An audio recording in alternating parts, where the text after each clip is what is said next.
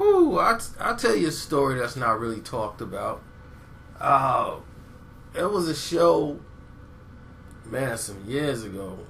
They wasn't even cool with Diddy at the time.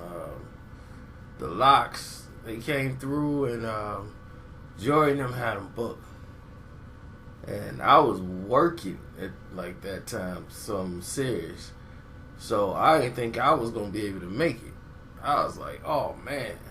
Because see, they used to have like musical guests and everything in the club, and Jory used to book them.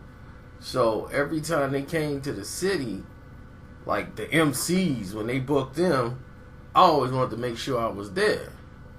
It was me and all Jory dudes, and Jory always bring like all these MCs that he deal with, and I ain't gonna say dude's name, but I was like, bet, cause the one dude, you know, he trusts me when I drop lines on him. Like some people be like, what are you doing?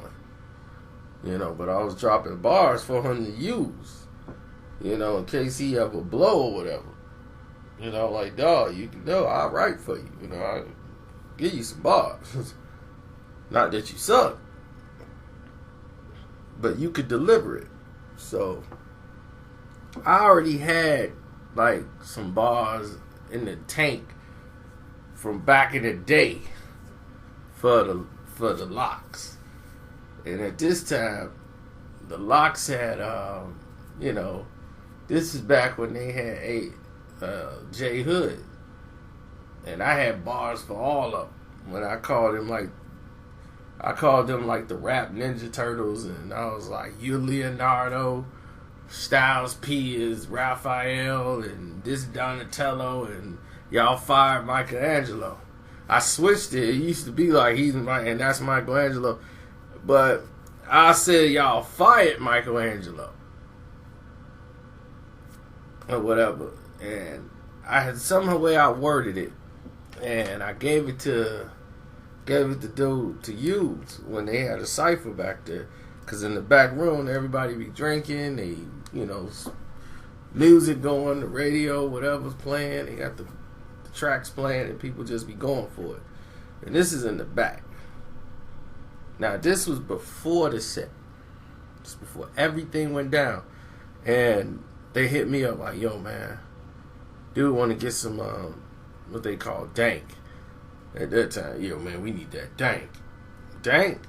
Yeah, your guy got the dank. Can he come way out here? I'm like, he ain't finna drive out here just for a little bit, dude. So I'm like, I know him, but he ain't finna drive way out here for that. If you ain't finna go out there to him, there's no way he's finna bring what y'all asking for down here. So y'all gotta make some calls out here. Cause I have one friend that sells. He's way out there. So they called up another dude. He came by, did what they did, so they in the back smoked. So they want to know if I could go to the store to go get them some blunts. So I voluntarily do this. So they come back, and I told Jory, I said, Jory, they messed up. They finna perform and all this stuff, and everything's all good. So when they doing the cipher, I'm thinking, because this is how it normally goes. It's like a battle. Cipher, like they battling each other. They just not sitting around spitting rhymes. Like, it was explained wrong. So when I gave them lines to use, it was different. It was more towards directly at the Lox than everybody else that was there. So when he was using the lines at the Lox, everybody was laughing. And I had a line in there saying that Onyx 2.0. And that was another jab I threw at them. Like, they were the copy of Onyx. Like, y'all just the better version of Onyx. Y'all just Onyx 2.0. So when I gave him those lines, and the way he used them was perfect, you know, but it's aggressive. So when I came back and got the blunts and whatever, and gave the Jory and them, and they gave it over to dude, and I was like, alright. And I guess they thought I was on some groupie-ish, when I was like, I want to speak to the Lox. You know, like, let me speak to them. They was like, just stay over here, man. And I'm like, whoa, whoa, whoa. And they had a problem with dude. And Styles P told Jordan, yeah, yo, man, you know what I'm saying? I like the setup and everything. Your man came in through with a blunt. That's all good, Dave. But tell your man, watch his mouth. You know what I'm saying? He taking shots at us, man. Just tell him watch his mouth, man. We out here having some fun, but I don't play like that. Tell him to keep my name out his mouth. He was like, what? You know what I'm saying? Dude, we don't scrap. You know what I'm saying? Dude tried to come over and explain himself. Like, dog, no, man. I thought this is all in good fun. I don't care. Don't have fun with me. Don't play with me. You know what I'm saying? I mean, yo, I know you're a funny type dude. You got funny type lines and all that. Just don't play with me then. You know what I'm saying? No, we gonna shoot it out. We will shoot it out. We shoot. I'm like, oh, wow. So Styles P went off the reservoir at this time. So after the fact, you had, I told Joy, I said, Joy, don't let them perform the song Two Guns Up.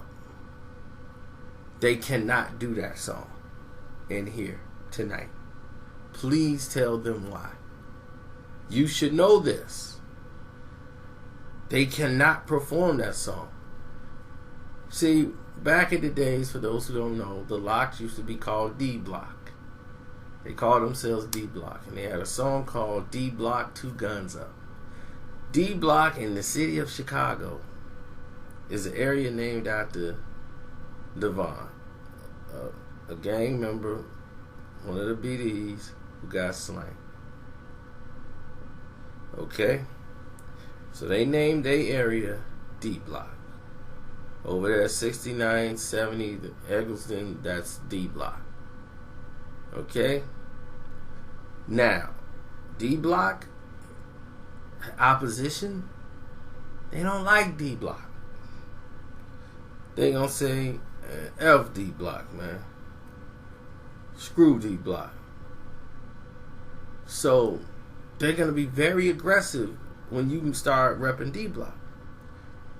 So I explained this to him, and I said, don't let them perform this song. If you do, you are putting yourself in a position where it's going to be a negative effect. There are possibly several different gang members in here tonight. Now, they're drunk. Everybody's drunk.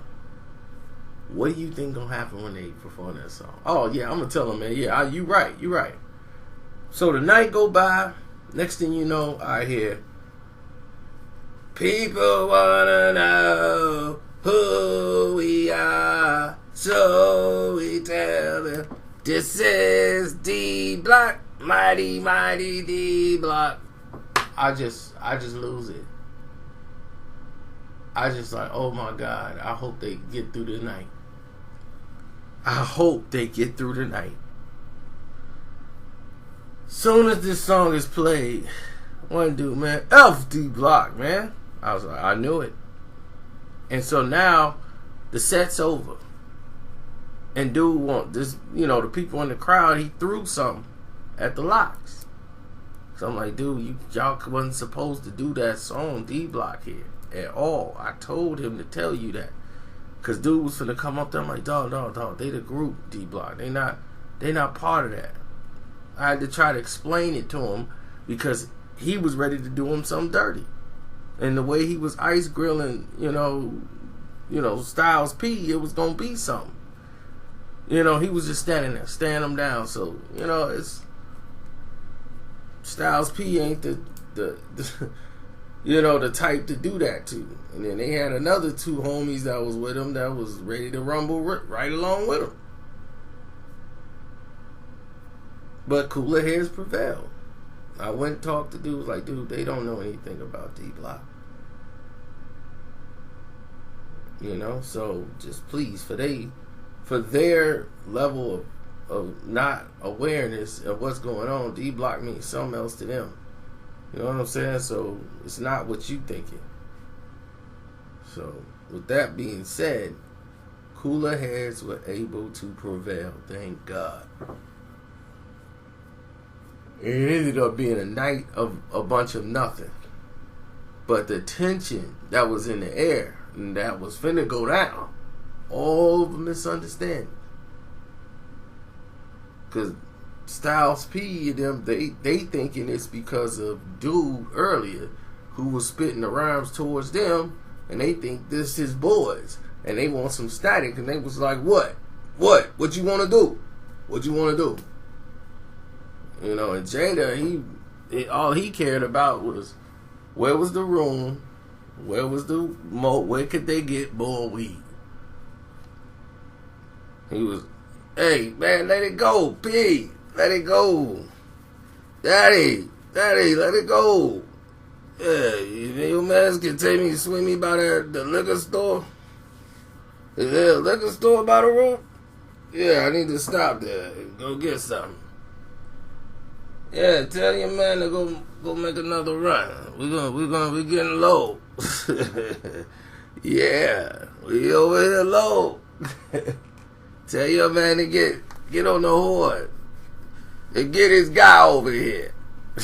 We running low on product. But lyrically, they were still dropping some of the best rhymes anybody ever heard.